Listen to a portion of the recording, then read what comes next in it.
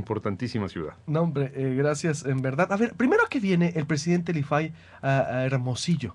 Bueno, Eso es el nota. presidente del IFAI va donde lo invitan No, no, claro, pero me y donde gustaría. pueda hablar de transparencia y donde pueda promover la necesidad de rendir cuentas. Muy bien. ¿A qué viene Hermosillo, por Bueno, ejemplo? vengo a una invitación que me hacen los amigos de un Ujú, partido político y bueno, ujú. y vengo a platicar con ellos para, en fin, compartir los desafíos que tenemos hacia adelante. Del IFAI, es decir, los desafíos que Los tiene el IFAI, tenemos ¿sí? del IFAI, sí, Viene a dar una y los plática al PRI. desafíos en Viene a, materia de transparencia, en viene a dar efecto. una plática al PRI. En Entonces, efecto. digo, qué bueno que un partido esté preocupado por la transparencia, ¿no? Digo, yo lo celebro, en verdad. Digo, Yo porque antes. celebro que todos los partidos estén preocupados por la transparencia y yo he aceptado las invitaciones, lo mismo del PAN que de Nueva Alianza, que del PRD, que del PRI. En esta ocasión me invita el PRI a Hermosillo y estoy encantado de estar aquí, Luis Alberto. Muy bien. A ver, dígame, ¿cuál va a ser en medio de esta? Me interesa saber. ¿Cuáles son los retos del IFE, Gerardo? Porque pues es una institución legado de la alternancia democrática de este país, el foxismo, bueno, impulsado por la sociedad civil, por el grupo Oaxaca, por Ernesto Villanueva. Creo que era hora de que hubiera llegado la transparencia al país, aunque en algún estado europeo nos lleva más de 300. ¿Quién es? Suiza es el que nos lleva más de 200 años o Suecia en materia de transparencia. Bueno, no, Bueno, algunos, pero me refiero, todos lo celebramos, Gerardo, que llegó el IFAI, pero de repente también el IFAI se vio cuestionado durante el calderonismo por el conflicto de algunos magistrados consejeros. Tu llegada también fue un poco accidentada. Ya vemos que ya después se estabilizó todo. ¿Cuáles son los retos del IFAI de la transparencia en este país? Saca el Universal esta semana que más del 90% de los mexicanos no usa la ley de transparencia. Digo, pues no son los muy halagadores que digamos la etapa de transparencia que vive el país en estos momentos. mira, como todo derecho nuevo, Luis Alberto, es un derecho que se está abriendo camino. Todos los derechos nuevos cuando se inician, el derecho de libre expresión, el derecho de publicación, digo, si tú sigues la historia de cada derecho humano, pues no se impuso de la noche a la mañana, tardó mucho tiempo en llegar. Y el de la rendición de cuentas y la transparencia también está arraigando poco a poco en los mexicanos, lo cual hay que celebrar. Hago una acotación. El Grupo Oaxaca fue uno de los impulsores de este Sí. proyecto, pero no podemos decir que fue el fundador ni que fue el que inició este proyecto y No, que no, me obviamente. perdonen los amigos del Grupo Oaxaca. Yo creo que fueron muchos elementos los que conformaron la idea del IFAI. Sí, en efecto, es un resultado del foxismo, pero también era una demanda ciudadana fundamental. Ujú. La gente de la calle cada vez estaba más molesta al ver los abusos permanentes que cometían las autoridades.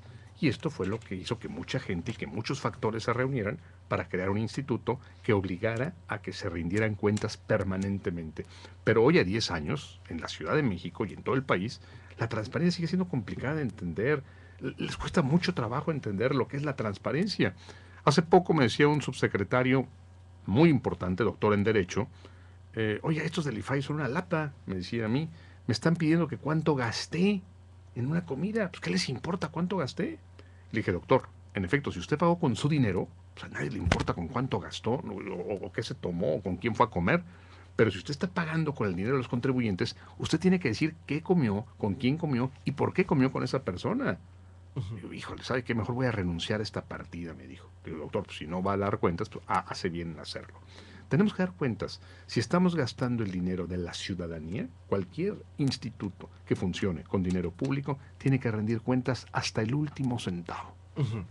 Bien, sin duda. ¿Y cuál sería la mayor complicación a lo que nos enfrentamos? Porque la autoridad muchas veces, es decir, se niega a la información, ni no ha entendido que hay un concepto constitucional, el artículo sexto de máxima publicidad, que todo debería estar público y todavía batallamos aquí por los gastos, por ejemplo, de la casa de gobierno, la casa del gobernador, o que te dice el Estado que son problemas que se podrían en riesgo de la seguridad estatal, los ayuntamientos, el Congreso, ni se diga con las partidas, el Poder Judicial. Digo, todavía eso estamos en pañales, ¿está de acuerdo? Ese es el principal problema, Luis Alberto. Tú lo acabas de mencionar, la falta de cultura. Pero te voy a decir algo. Alguien que gana con la transparencia, sin duda, es la sociedad civil, sin duda. Pero también los gobiernos, el federal, los municipales, los locales. Porque cuando un gobierno es transparente, tiene mucha mayor legitimidad y mucha mayor posibilidad de convocar a la ciudadanía que cuando no lo es. Ujú. Y sí, la verdad es que es algo patético. Hay muchos organismos que no son obligados todavía ante la ley. a partir de que se promulgue la ley reglamentaria, el artículo 6º, va a haber una gran cantidad de sujetos obligados, entre ellos los partidos políticos, los sindicatos, los organismos autónomos constitucionales, que ahora no lo son. Te pongo ejemplos. De pronto alguien dice, oiga, ¿cuánto dinero le dio el sindicato a Pemex? Y Pemex, que sí es uno de los 246 sujetos obligados, dice, pues voy a tener que decir, pero el sindicato se ampara. Y como el sindicato no es sujeto obligado, se le concede el amparo y dice Pemex, pues ya no te puedo decir cuánto le di al sindicato. Bueno, ¿cuál es el miedo de que se diga? ¿Cuál es el temor de que se revele esta cantidad? Pues si le di 1 millón, o le di 100 millones, o le di 300 millones. Sin embargo, hay una resistencia cultural muy complicada que es, repito, el más importante obstáculo a vencer. ¿Cómo está Sonora a nivel nacional en materia de transparencia? ¿Cómo se vaya? ¿Alguna evaluación, algún diagnóstico que tenga? Sí, pero no hechos por el IFAI. Esos los han hecho, por ejemplo, la Comaip. En fin, hay muchas valoraciones. Y yo no quisiera hablar del ranking en este momento, José Luis Alberto, porque bueno, me parece que cada estado debe tener su propio cuadro comparativo. ¿Es lo que nos interesa el ranking para saber cómo está Sonora? No lo tengo. No lo sabría. Es decir, pero con mucho gusto te prometo decir, bueno, no está entre los mejores ni entre los peores. Eso te lo puedo, está más o menos. Te lo puedo adelantar. Es decir, está en un término medio, entonces. Yo creo que está en un término medio. ¿Cuáles serían los retos a un estado como Sonora, como todos me refiero? ¿Cuál sería el mensaje que le dejara a quien nos escucha en materia de transparencia? Es decir, combatir resistencia, esa cultura que se resiste a dar información. ¿Qué recomendación le haría a los gobiernos de todos los niveles en Sonora? Es decir, ejecutivo, municipal, legislativo y judicial. Déjame que no te conteste Sonora. Yo diría para cada estado de la República. ¿Sí? Uno de los grandes problemas es que a veces los estados, yo no sé si Sonora lo sea, ojo, y yo de ninguna manera me atrevería a juzgar al estado, pero en muchos estados de la República son auténticos feudos, donde los gobernadores hacen, deshacen, ponen, quitan, suben, bajan, sin rendir cuentas a nadie. Son auténticos señores feudales que no rinden cuentas a nadie. No hablo de Sonora, ojo, hablo de muchos estados de la República donde esto ocurre, y es uno de los grandes problemas que tenemos si queremos formar parte de una democracia, pues que tenemos que combatir. No es posible que uno haga lo que le dé la gana cuando quiera hacerlo sin rendirle cuentas a la ciudadanía a la que en principio se debe. ¿Y el gobernador no tiene esas actitudes, dice? ¿Cuál? Las que me dice de feudales. No, muchos gobernadores. No hablo de Sonora, no conozco el tema. O sea, yo no me atrevo nunca cuando estoy en los estados me atrevo a comentar o a evaluar o a criticar al estado. Pero hablo en términos muy generales. Pues de eso se trataría, eso sería bueno, que el Estado viera que hay un IFAI fuerte, autónomo, que viene a criticarlo. Cuando los estados sean sujetos obligados, el presidente del IFAI tendrá que alzar la voz muy fuerte contra esos estados que no cumplan. Son 246 del IFAI. Solo nos encargamos de entidades federales. Sería irresponsable de mi parte venir a juzgar a un estado que no es un sujeto obligado. No es sujeto del IFAI, sino aquí pero si tú me preguntas, por ejemplo, ¿quiénes son los que más tienen a nivel federal? ¿Quiénes son los que más recursos tienen? En primer lugar, el Seguro Social, por ejemplo. Ahí te lo puedo decir, y te puedo hablar muy alto del Seguro Social, de la Secretaría de Función Pública, de la Secretaría de Educación, de la Procuraduría, de la Secretaría de Hacienda, y te puedo hablar de casos particulares de cada uno de estos sujetos. Pero no me pides que hable del Estado porque no es un sujeto obligado. Me entiendo. A ver, ¿qué opina del nuevo proceso de selección? Tenemos a 3 sonorenses, ¿sí sabe? Es decir, está en primer lugar Guillermo Noriega, presidente de Sonora Ciudadana, que aspira a ser comisionado del IFAI. Está Francisco Ciscomani, que fue cuestionado por el Universal por un supuesto, una declaración que dijo él de cómo había bloqueado solicitudes y que a eso y después dice, sí, pero a eso me enfrento y es lo que quiero cambiar.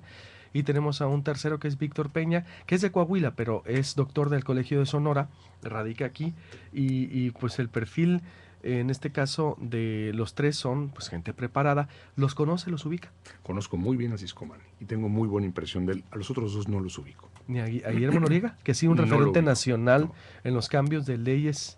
No lo ubico, pero conozco muy bien a Ciscomani, fue subsecretario de Educación, fue incluso secretario del propio IFAI, y tengo muy buena impresión de él. Creo que hay una gran cantidad de buenos candidatos. ¿Qué perfil deben ser? Es decir, ¿qué perfil deben ser los nuevos comisionados del IFAI? Pues mira, depende de lo que quiera el Senado. Depende de lo que quiera el Senado.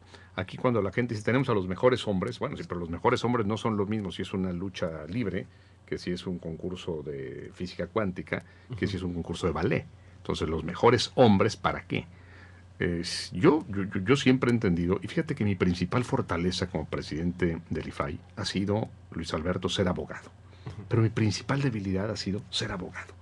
porque como que el IFAI quiere mucho más combate, más allá de la ley. Sí. Antes de que yo llegara, tú criticabas las leyes. Hay muchas leyes que están muy mal hechas. Tienes toda la razón y comparto totalmente tu opinión. ¿Y por qué no las cambian? Exactamente. Bueno, Digo, porque la hay clase grupos, política no las porque hay cambia, ¿no? grupos a los que no les interesa que se cambien estas leyes, naturalmente. Ya veo, exacto. El punto es este.